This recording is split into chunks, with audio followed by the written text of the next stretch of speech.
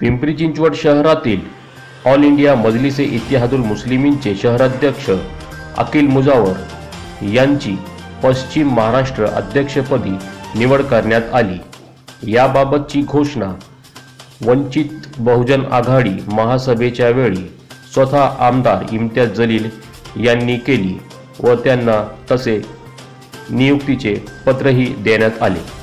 मैं जाते जाते बस एक ऐलान करना चाहता हूं अपनी पार्टी की तरफ से, और मैं बाबा साहेब अम्बेडकर जी से विनती करना चाहूंगा कि आप भी हमारा साथ दीजिए इस घोषणा के अंदर कि पिंपरी चिंचवड़ के हमारे जो अकील मुजावर साहब जो पिंपरी चिंचवड़ के एमआईएम पार्टी के शहर अध्यक्ष थे, आज असद अवैसी साहब के पत्र के जरिए पूरे पश्चिम महाराष्ट्र का अध्यक्ष अकील मुजावर साहब को बनाया गया है।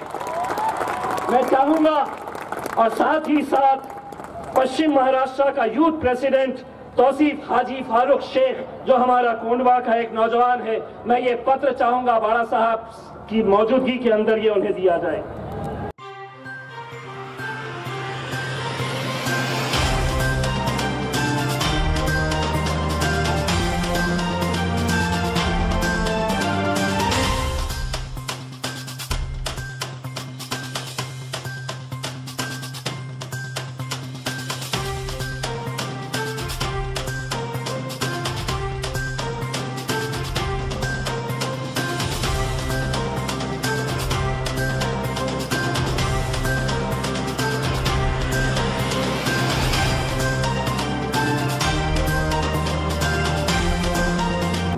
सबको जय भीम।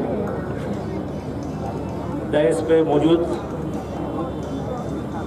प्रकाश अम्बेडकर साहब, आमदार इम्तियाज जलील साहब, देवेंद्र तायड़ी साहब, रोकड़े ताई और सभी नेतागण जो मौजूद है, और आप सबको फिर से जय भीम बोलता हूँ। जैसा कि हमने पिछले इलेक्शन के टाइम पे भी, महानगर पालिका के इलेक्शन के टाइम पे भी हमारी दिल की तमन्ना ये थी कि हम एमआईएम वाले और भाजपा वाले मिल के आगाड़ी करके पिंपरी चिंचवड महानगर पालिका का इलेक्शन लड़े।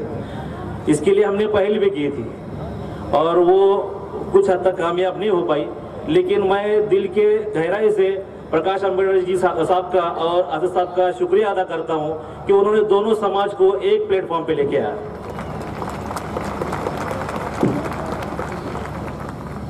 बहुजन वंचित आघाड़ी वक्त की जरूरत है। दोनों जमात का पॉलिटिकल फायदे के नहीं, बल्कि हमारी जो कमजोर तबका है, इसमें दलित समाज का है, मुस्लिम समाज का है, जो वंचित लोगों का है, इन सब की जो मूलभूत जरूरत है, इनका जो आवाज उठाने के लिए पिंपरी चिंचवड महानगर पालिका हो, विधानसभा हो, लोकसभा हो, इसके अंदर हमारा जो इश्यूज है उस पर इसलिए नहीं बोला जाता क्योंकि वहां पे बोलने वाला कोई नहीं है। संसद में आप देखते हो कि सिर्फ आजाद साहब ही है जो दलित और मुस्लिम ये दोनों इश्यू के ऊपर बात रखते हैं, और हम ये चाहते हैं कि ये वंचित आघाड़ी के माध्यम से जो भी नेता महानगर पालिका, विधान परिषद या लोकसभा में जाए वो हमारे इश्यूज को उठाए। मैं यहाँ पे इम्तियाज जलील साहब और प्रकाश अम्बेडकर साहब को मैं थोड़े 2 मिनट के अंदर पिंपरी चिंचवड के हालात जो हम फेस कर रहे हैं उसके बारे में बताता हूँ। पिंपरी चिंचवड के अंदर पूरे 15 प्राथमिक स्कूल है, जिसके अंदर बच्चे पढ़ते हैं, 7वीं के बच्चे पास होने वाले 700 बच्चे हैं, लेकिन एक ही महानगर पालिका की स्कूल है जो आकुड़े के अंदर है, जिसकी कैपेसिटी 150 बच्चे की है। हर साल 550 बच्चे 7वीं के पास पढ़ाई छोड़ डालते थे, इसलिए कि वहाँ पे स्कूल की व्यवस्था नहीं थी, हाई स्कूल की।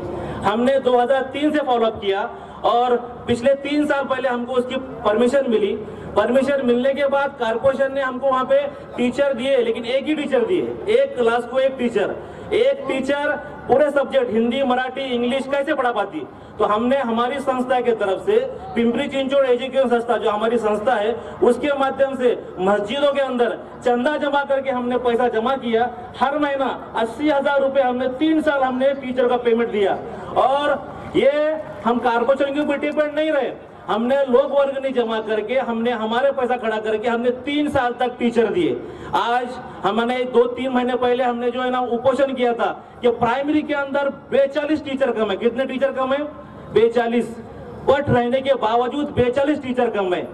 क्यों टीचर कम है कि वो कोर्ट का आदेश है, जबकि हम पूना महानगर पालिका के अंदर पूना के कमिश्नर ने अपने इख्तियार के अंदर टेम्पररी टीचर भर्ती करके 10,000 रुपए मानधन के ऊपर टीचर लिए, लेकिन पिंपरी चिंचवड महानगर पालिका क्यों नहीं करना चाहती है ये पता नहीं है। वो चाहती है कि हमारे बच्चे पढ़े नहीं, इसके पीछे का यही एक मकसद है।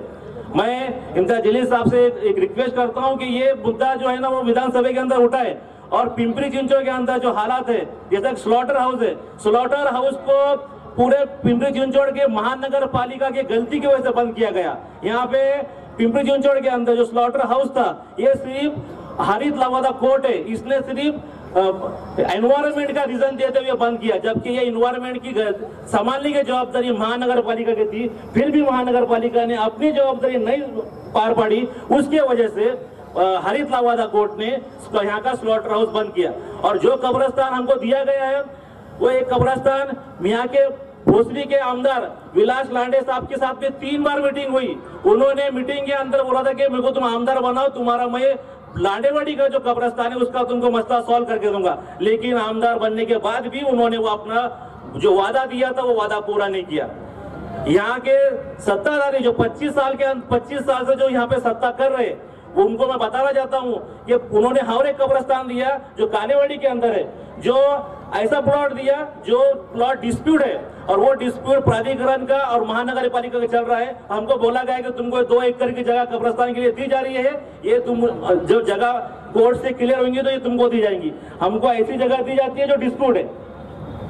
मैं यहाँ पे ज्यादा समय नहीं लूंगा क्योंकि बड़े बड़े लोग यहाँ पे बोलने वाले। मैं इतना ही कहूंगा कि आने वाले समय के अंदर जो हमको ये ताकत उभर के आई है सामने बहुजन वंचित आघाड़ी के माध्यम से, मैं आप सबसे रिक्वेस्ट करता हूँ कि इसकी ताकत बने, इसका हिस्सा बने और ऐसे नुमाइंदे चुन के दे जो हमारी बात रख सके और बात रख के असद साहब के जैसे हमको 10 लोकसभा के अंदर आदमी जाना चाहिए, तब जाके हमारा काम बनेगा।